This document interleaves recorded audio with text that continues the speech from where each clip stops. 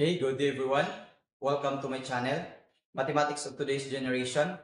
Kung bago ka pa lang dito sa channel ko, please don't forget to like, share, and subscribe. At pakihit na rin sa notification bell para updated kayo sa mga panibagong videos na i-upload ko. Okay, by the way, if you are a mathematics contestant, a math coach, or a mathematics enthusiast, then this tutorial is for you. Okay, without further ado, let's begin. We are now on problem number 27. A number theory problem number 7. So this problem is taken from the current Philippine Mathematical Olympiad, or the 27th Philippine Mathematical Olympiad. And the problem goes, let k equals 11 raised to 23 plus 23 raised to 11. Then what is the units digit of k raised to 27? So before we solve this problem, we're going to have first a short review or recall on finding the last digit of the numbers of the form A 11 raised to n, B 13 raised to n, C 17 raised to n, D 19 raised to n, E 23 raised to n, and F 29 raised to n. Okay, so for A, so we have 11 raised to n. So any number of this form, has a units digit of 1. So take note, it's always 1 as the units digit of the number of this form. Okay, let's proceed to letter B. A number of the form 13 raised to n. So by the way, if you have watched the previous video that I created or uploaded, 13 raised to n has the same last digit with the number of the form 3 raised to n. So, but if you didn't watch the previous video, so this is the units digit.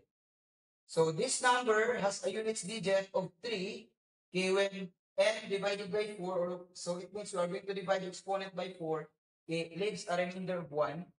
Then the units digit would be 9 when n divided by 4 leaves a remainder of 2. Then the units digit would be 7 when n divided by 4 leaves a remainder of 3. And a units digit of 1 when n divided by 4 leaves a remainder of 0. So let us have examples for this. For example, so we have 13 raised to 9. So we want to find the last digit of this number. So we need to divide 9 by 4. So dividing 9 by 4, so using long division, so 9 divided by 4, so we have 2. 2 times 4, we have 8, and subtract. Then 9 minus 8, so we have 1. 1 is our remainder. So, which means, the last digit, of this number, is equal to 3, because the remainder equals 1. So, the last digit or units digit, is equal to 3. Okay, now, let us proceed to the number of the form 17 raised to n. Okay, since we do not have space here, I'll fill out the board, and we're going to proceed to letter C. We are now on the number of the form 17 raised to n. So it has a units digit of 7 when n divided by 4 leaves a remainder of 1. Then a units digit of 9 when n divided by 4 leaves a remainder of 2. A units digit of 3 when n divided by 4 leaves a remainder of 3. And lastly, we have the units digit of 1 when n divided by 4 leaves a remainder of 0. So let us have examples for that number of the form 17 raised to n. Example, number 1. So if we have 17 raised to 20, 34, so we're going to divide the exponent by 4. So dividing the exponent by 4, so this follows that we have 20, 34 divided by 4. So 20 divided by 4, so we have 5. Then 5 times 4, we have 20. Then subtract. So 20 minus 20 is 0. Then bring down 3. 3 divided by 4 cannot be, so we have 0 here. 0 times 4, so we have 0. Then subtract 3 minus 0, we have 3. Then bring down 4. Okay, 34 divided by 4, so we have 8. Then 8 times 4, so we have 32. Then subtract 34 minus 32 equals 2. So the remainder is equal to 2. So based from the condition there, so we can say that the last digit, okay, the last digit, okay, of this number 710 raised to 2034, okay, is equal to 9. Yan. Okay, let us have another example. So I'll clean up this board. Okay, so we are now in example number 2. Okay, 17 raised to 3015. So then again, just like in example number 1, okay, we're going to divide the exponent by 4. So dividing the exponent by 4, we have 3015 okay, divided by 4. Okay, so 30 divided by 4, so we have 7. 7 times 4, so we have 28. Then subtract 30 minus 28, so we have 2. Bring down 1. 21 divided by 4, so we have 5. Then 5 times 4, so we have 20. Then subtract 21 minus 20, so we have 1. Then bring down 15 divided by 4, so we have 3. Then 3 times 4, so we have 12. Then 15 minus 12, so we have 3. So 3 is our remainder. So based from the condition okay, that we have, okay, we can say that the units digit or the last digit of this number okay, is equal to 3. Okay, because the remainder when the exponent is divided by 4 is 3. So we have okay, the last digit or units digit which is equal to 3. Okay, so much for this. Okay, let's have a number of the form 19 raised to n. So I'll clean up this board and okay, we're going to proceed to that number. Okay, so we are now on a number of the form 19 raised to n. So the units digit of this number okay, is equal to 9. Okay, when n divided by 4 leaves a remainder of 1, or okay, when n divided by 4 leaves a remainder of 3. So they are just the same. Okay. Also, when n divided by 4 leaves a remainder of 2, or when it leaves a remainder of 0, so the last digit would be equal to 1. So very easy to remember. So just remember that if the remainder okay, is 1 or 3 or simply add, okay, the last digit would be 9. And if the remainder would be 2 or 0, or it means even, so the last digit would be 1. Okay, so let us have some examples. So example number 1. So we have a 19 raised to 1985. So we're going to find the last digit of this number. Okay, applying long division by dividing the exponent by 4. So we have 1985 divided by 4. So we have 19 divided by 4. So we have 4. 4 times 4. So we have 16. Then subtract. 19 minus 16. So we have 3. Then bring down 8. So 38 divided by 4. So we have 9. 9 times 4. So we have 36. Then subtract. Then 38 minus 36, so we have 2. Then bring down 5. Then 25, okay, divided by 4, so we have 6. Then 6 times 4, so we have 24. Then subtract. So we have 1. Okay, 1 is our remainder. So based from okay, the condition that we have, okay, the last digit of this number would be equal to 9 because the remainder is equal to 1. So it has a units digit of okay, 9. Ayan. Okay, so let us have another example. So I'll clean this board. Okay, so we are now in example number 2. So we're going to divide again the exponent k by 4. So 36 divided by 4. So 20 divided by 4, so we have 5. Then 5 times 4, we have 20. Then subtract. So 20 minus 20 is 0. So bring down 3. Then 3 divided by 4, so cannot be, so 0. 0 times 4, so we have 0. Then subtract. 3 minus 0 is 3. Then bring down 6. We have 36 divided by 4, so we have 9. Then 9 times 4, so we have 36. Then subtract. So we have 0 as the remainder.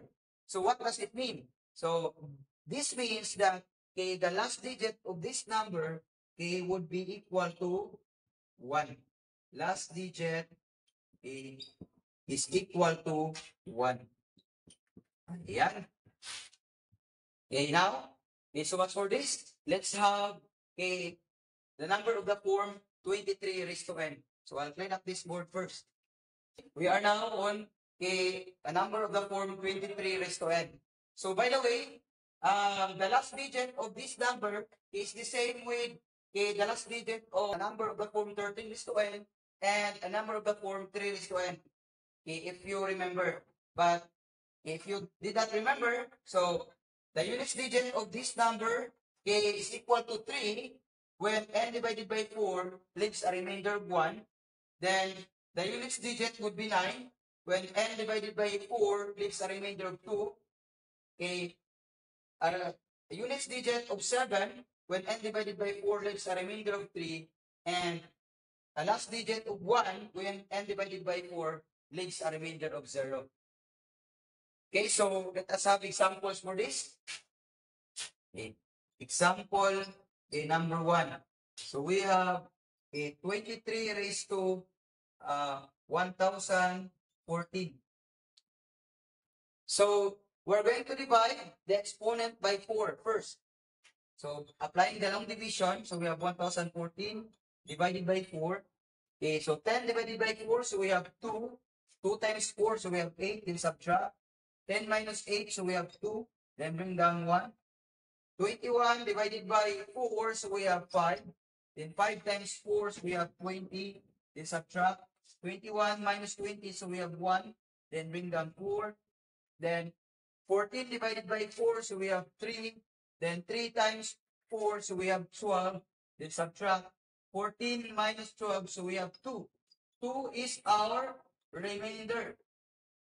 So based from the condition that we have there, since the remainder is 2, this means that the last digit of this number or the units digit of this number is equal to 9. Yan. So let's have another example. So I'll clean up this board first. Okay, so we are now in example number 2. Okay, in the same process, just what we did in the first example, we're going to divide the exponent by 4. So applying the long division, we have 108 divided by 4. 10 divided by 4, so we have 2. Then 2 times 4, so we have 8. Then subtract. 10 minus 8, so we have 2. Then bring down 8. 28 divided by 4, so we have 7. Then 7 times 4, so we have 28. Then subtract. Then 28 minus 28 is equal to 0. So the remainder is equal to 0. Okay, what does it mean? So this means that the units digit or the last digit of this number okay, is equal to units digit is equal to 1. Okay, so that's it. Okay, so much for this. Let's have the last number. So a number of the form 29 raised to n. So I'll clean up this board first. Okay, so we are now on the last number of the form 29 raised to n. So by the way, this number has the same last digit or units digit with the number of the form 19 raised to n, if you remember. So, but if you did not remember, so this is the units digit. So the units digit of this number would be 9 when dividing the exponent by 4, leaves a remainder of 1 or 3. So they have the same units digit. And when n divided by 4, there's a remainder of 2 or 0, it has the same units digit or last digit. So let us have one example only. So we have example 1. We now have a 29 raised to 1582. So we're going to find the last digit of this number. So then again, we're going to divide the exponent by 4. Okay, applying the long division, so we have 1582 divided by 4. Okay, 15 divided by 4, so we have 3. Then 3 times 4, so we have 12. Then subtract. 15 minus 12, so we have 3. Then bring down 8. 38 divided by 4, so we have 9. Then 9 times 4, so we have 36. Then subtract. 38 minus 36, so we have 2. Then bring down 2. 8. 22 divided by 4, so we have 5. Then 5 times 4, we have 20. Then subtract. Then 22 minus 20, we have 2. So the remainder is equal to 2. So what does it mean? Okay, the last digit of this number is equal to 1. Ayan. So, since we are through with reviewing the concepts, we're going to proceed now solving this problem. And I'll clean up this board first. We're going to solve now this problem. For our solution, we have k is equal to 11 raised to 23 plus 23 raised to 11. Okay, take note that any number of this form has a last digit or units digit which is equal to 1. So therefore, we have 1 here. Then, first, for this number, we're going to divide the exponent by 4. So, applying the long division, so we have 11 divided by 4. So, we now have 2. 2 times 4, so we have 8. Then subtract 11 minus 8, so we have 3. So, the remainder is equal to 3. So, what does it mean? The last digit of this number is equal to 7. So, we now have 7 here. Then, adding that one, so we have 8. So, k equals 8. Okay, then 8 can be written as 2 cubed. Okay, so now, finding the last digit of this number, now, we have k raised to 27 is equal to 2 cubed raised to 27, and multiplying 27 times 3, so we now have 2 raised to 81. Okay, so then, applying the rule or the concept that we have discussed in the previous tutorial, in the same process, we're going to divide the exponent by 4. Applying the long division, so we have now 81 divided by 4. So 8 divided by 4, so we have 2. Then 2 times 4, so we have 8. Then subtract. Then we have 0, bring down 1. So 1 divided by 4, so cannot be, so we have 0 here. Then 0 times 4, so we have 0, then subtract, so we have 1. So 1 is our remainder. So what does it mean when we have a remainder equals 1? So that means that the last digit of this number, is equal to 2. Yan. So, and I think this is a good place to stop.